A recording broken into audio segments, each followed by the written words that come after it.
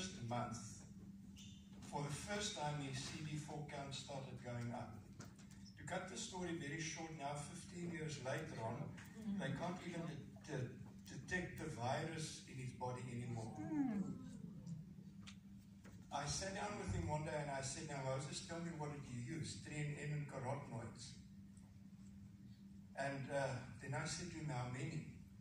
Expecting him to use a handful. He said, one of each a day.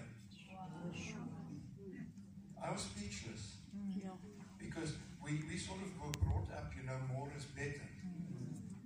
But that, to me, just proved the efficacy of our products, the power of our products, that somebody who's on the verge of dying with 1 3NN and 1 carotenoid can today be living. And just to take the story one step further, from the products he got involved in the business, and he's living a completely new life today than he wouldn't have been alive. But he's got a business, he's got a life, he's got a healthy family, children who have grown up without